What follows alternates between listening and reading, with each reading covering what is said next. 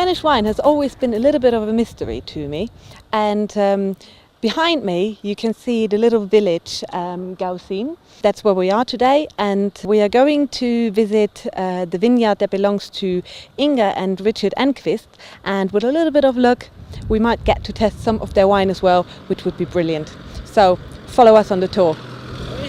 It's almost a very busy harvest time here in Spain, but despite that, we've been granted a tour of this incredible vineyard.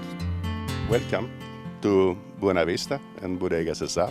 We are on 600 meters altitude, which is very important for the possibility of growing red wine up here.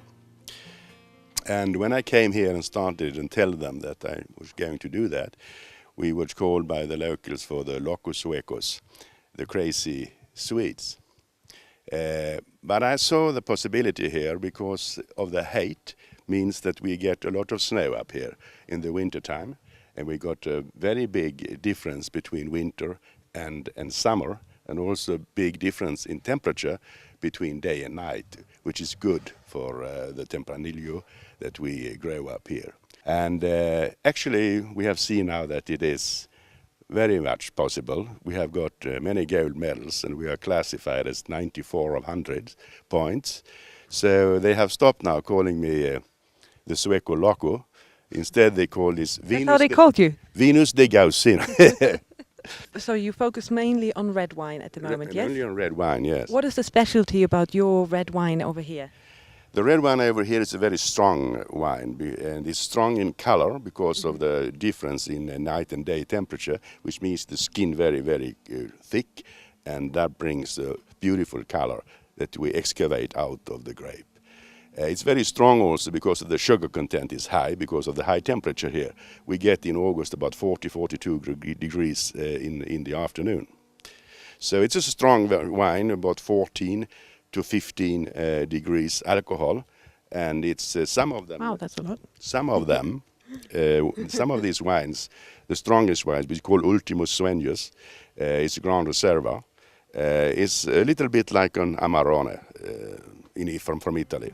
Can we walk around and Yeah, we can go go there? around. How long have you been here now? We have been here, actually, we bought this land in 1990, and we started to build here in around 1995.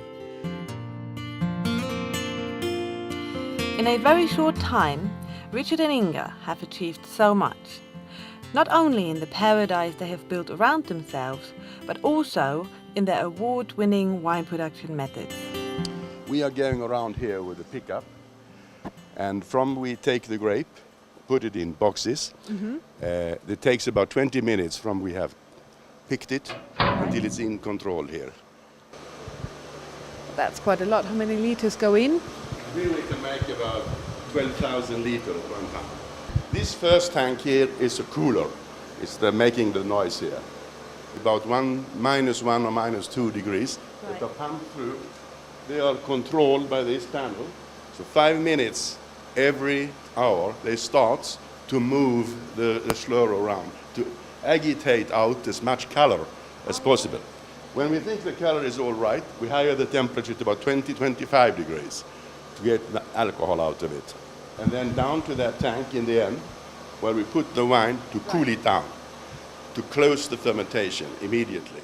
What is easier to make for you personally, white or red wine? White wine is much simpler. So what shall we do with this wine? If it's very young fields and young grapes, and we say this is not for barrels. This is directly to the bottle. And then we make a vino di mesa, young wine. And then we have different kinds. We have white Astrid, it's a Chardonnay.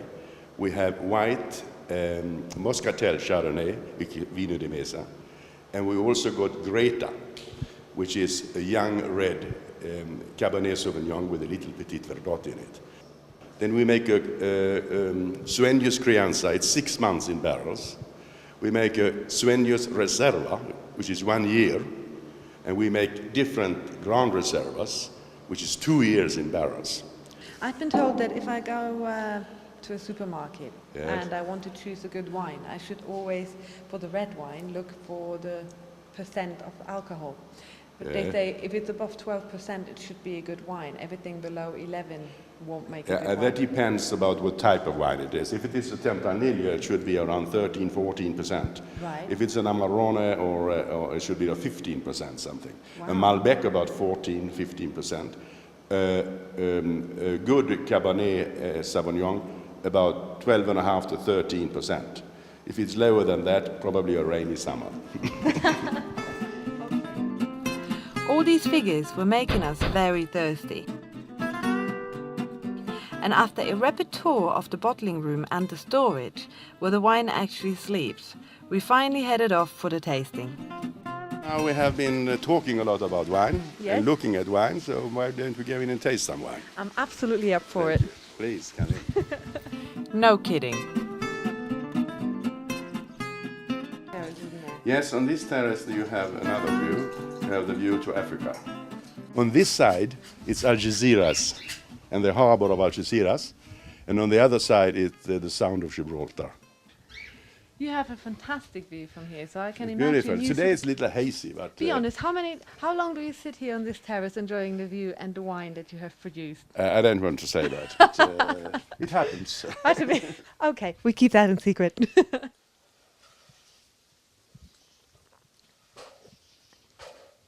It's a I think- typical Chardonnay, crispy. It's very refreshing, and you won't get rid of us for the next hour, that's for sure. Cheers. Passing this over to you, Dave. Switch the camera off. What do you say? Oh, very woody. After that comment, it was time for Inga to guide us through the Grand Reserva. Now we are going to taste our very, very good Sueños 2006, for which wine we have got many fine medals, especially the one in the Mondial de Bruxelles this year in May, which we are very, very proud of. So I fill the glasses, and I wish you will have the same feeling that we always have when we taste this wine. Sueños, that is dreams, visions in Spain. Oh, sorry. But you know, I am very disappointed now because I thought this wine glass is going into my hands. I thought this is the wine glass I'm getting from you. Beautiful wine glass. Dave, come on, you can't tell you wouldn't want this wine glass. You're going to turn it around like this, and then you stop, Yes, and you see how it starts to cry. it runs down the... Slow. It should cry slowly. This is the Spaniards call it cortinas, True. and What does it do to the wine? I was always wondering. there is different schools about that. Sometimes say that when in the process of fermenting it becomes a little glycerol, and that it's glycerol that comes down here. Other ones say it's not. It is just that it's high alcohol, and it's true because this doesn't happen unless it's very high alcohol. I don't care whose school is right, but it's the most important thing is this. The Englishmen call it legs.